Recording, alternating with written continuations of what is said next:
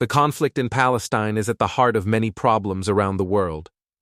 To understand why this conflict started between what is now called Israel and the Arab world, especially Palestine, we must look back at the long history of the region. Many people only know about this land starting from the creation of Israel in the 1940s. But the real history goes back thousands of years. This script aims to uncover that history and explain how the land came to be at the center of such a bitter struggle. The ancient land, the history of Palestine, is not new. It contains one of the oldest cities ever built on Earth, a city called Ariha, which was built more than 7,000 years ago. For thousands of years, this land was not an empty place. It was called the land of Canaan in ancient times. The original ancient inhabitants of Palestine were a people known as the Canaanites. They are considered one of the most ancient known nations. They were a Semitic people who migrated from the Arabian Peninsula thousands of years before the appearance of the prophet Moses.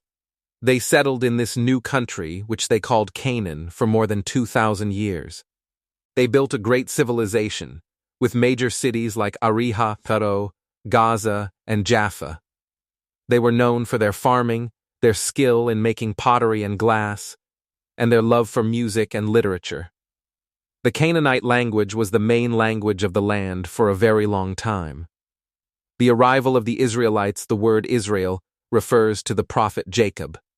The early Israelites, or Hebrews, were a people who, according to historical texts, were shepherds. After a period in Egypt, they began to move towards the land of Canaan. When they arrived, they encountered the Canaanites who were already living there.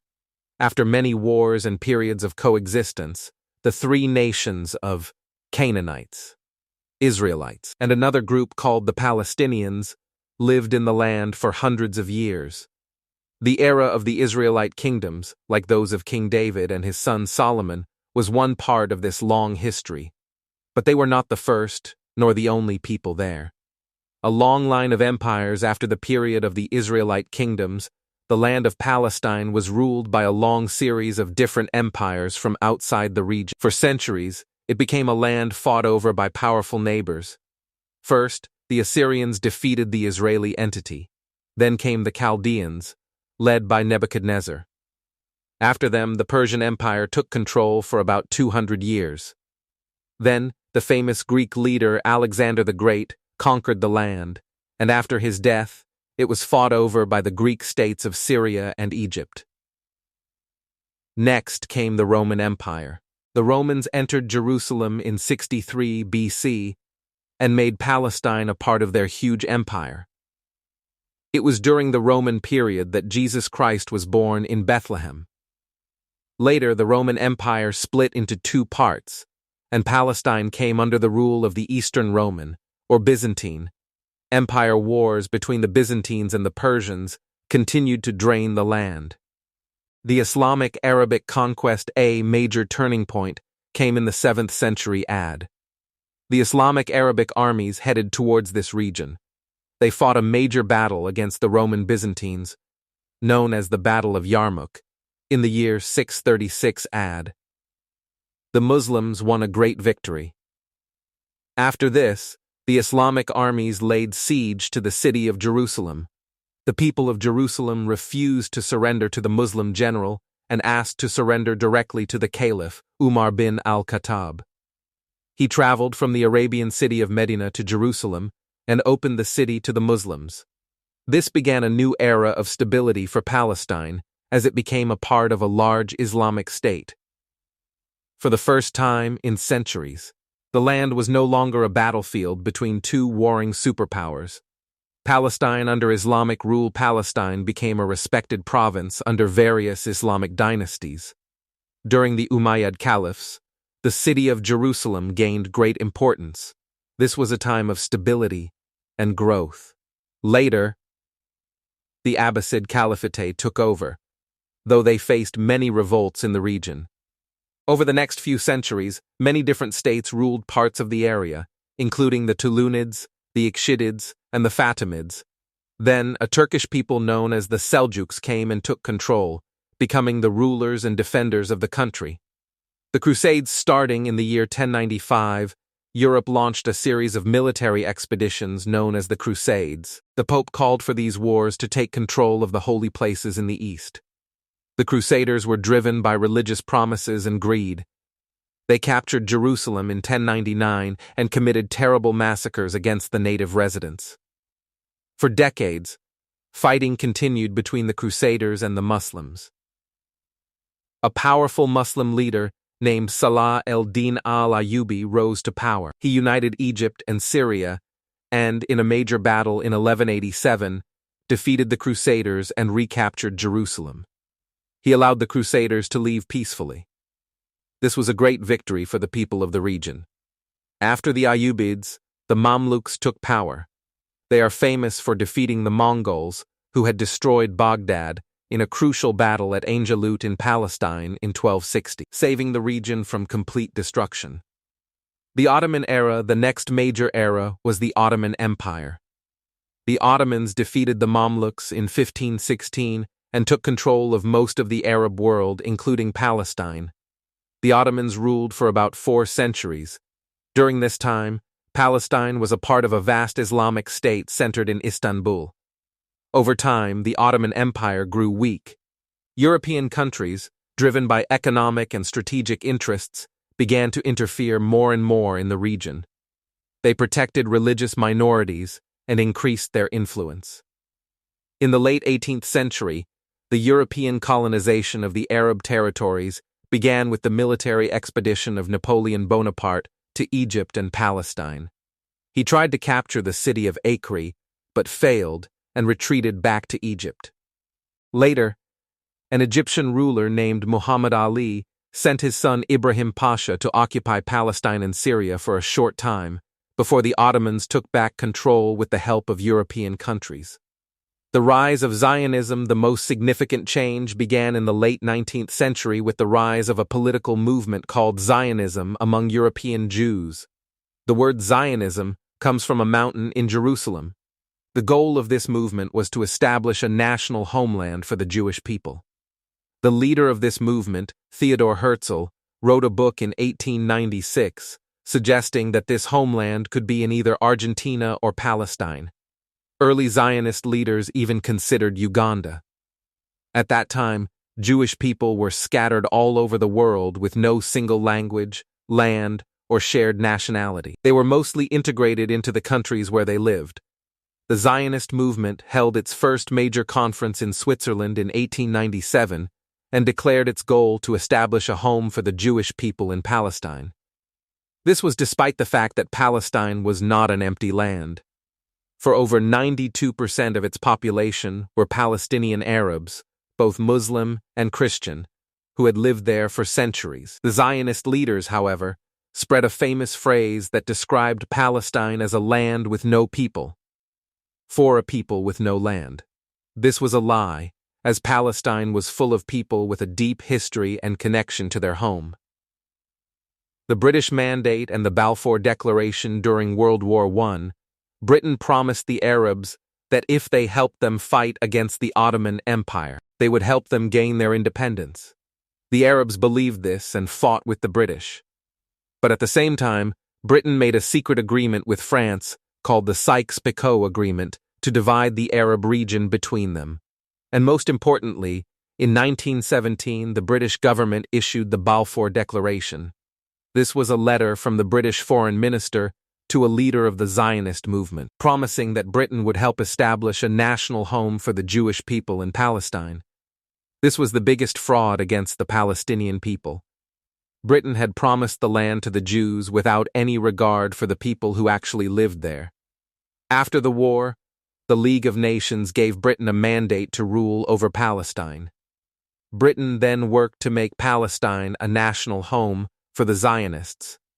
They appointed a Jewish leader as the first High Commissioner.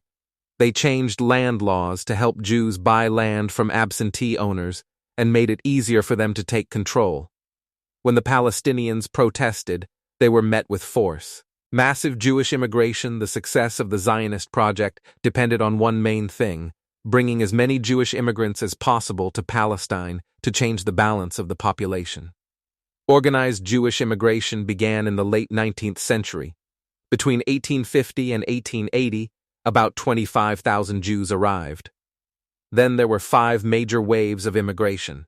Between 1904 and 1918, around 40,000 more came. Between 1919 and 1923, another 35,000 arrived. Between 1924 and 1932, about 80,000 came. And finally, between 1933 and 1939, a huge wave of around 215,000 Jews, mostly fleeing Nazi persecution in Europe, came to Palestine. This immigration was not natural. It was organized and financed by Zionist and foreign organizations. As a result, the Jewish population grew rapidly. In 1918, Jews made up only 2% of the population. By 1948, just 30 years later, their share had jumped to 31.48%. This massive increase in population slowly shifted the balance of power in their favor. The great revolt and rejection of division, the Palestinians could not watch their land being taken from them in silence. In 1936, a great revolution erupted. The Palestinian people declared a general strike and organized into armed resistance groups. They attacked military targets and destroyed infrastructure. The British Army responded with warplanes, artillery, and armor to crush the revolution. Thousands of Palestinians were killed. A British commission proposed dividing Palestine into an Arab state and a Jewish state, giving over 56% of the land to the Jews, even though they owned only a small fraction of it. The Palestinians absolutely rejected this division. It was their land. The leader of the Arab Higher Committee, Mohammed Amin al-Husseini, strongly rejected the plan. The British government later issued a policy paper called the White Book, which tried to limit Jewish immigration, but it came too late. The Zionists continued their fight. The catastrophe of 1948 after World War II, the Zionists increased their political pressure on the new superpower, the United States. They also used terrorism against the British administration in Palestine to force them out. The United Nations formed a special committee which, in 1947, proposed a new division plan. This plan gave 56% of Palestine to the Jewish state. Even though the Jewish population still owned only about 6.6% of the land. The Arabs rejected this plan, but the Jewish agency accepted it. Even before the British left, Zionist militias began to attack. In April 1948, they committed a horrible massacre in the village of Deir Yassin, murdering about 250 Arabs, mostly women and children. This terror was a systematic plan to force the Palestinians to flee their homes. As one former Israeli politician later admitted, there can never be a Zionist state without expelling the Arabs and confiscating their lands. When the British Mandate ended on May 14, 1948, the leaders of the Zionist movement declared the establishment of the State of Israel.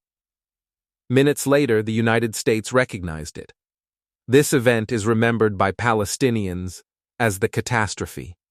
Expulsion and the refugee crisis before the division resolution, over 243,000 Arabs lived in the areas given to the Jewish state. Between the resolution in November 1947 and June 1948, over 239,000 of these Arabs were driven out. More than 180 Arab villages were completely destroyed. This was a planned and systematic ethnic cleansing. Zionist forces continued these massacres to spread fear. They would surround a village on 3 sides and bomb it, forcing the people to flee from the 4th side towards Lebanon, Syria, or Jordan. Over 90 separate massacres have been documented by Israeli historians themselves. In total, over 726,000 Palestinians were expelled from their homes and country. Only about 156,000 remained. Their villages were wiped off the map. The United Nations defined these people as refugees and passed Resolution 194 in December 1948, which states that refugees who wish to return to their homes must be allowed to do so. Israel has never allowed this.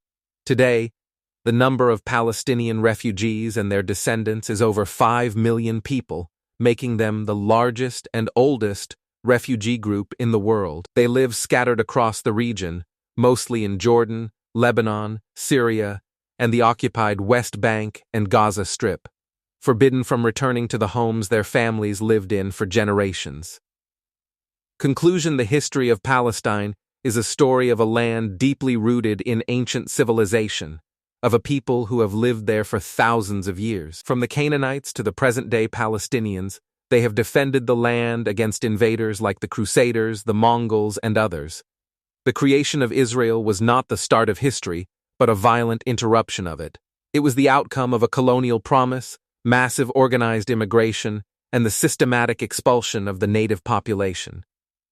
The struggle in Palestine today is a direct result of this history. As long as the right of the Palestinian people to return to their land is denied, and as long as the occupation continues, peace and justice will remain out of reach. The world must look at this full history, not just the last few decades, to understand the truth.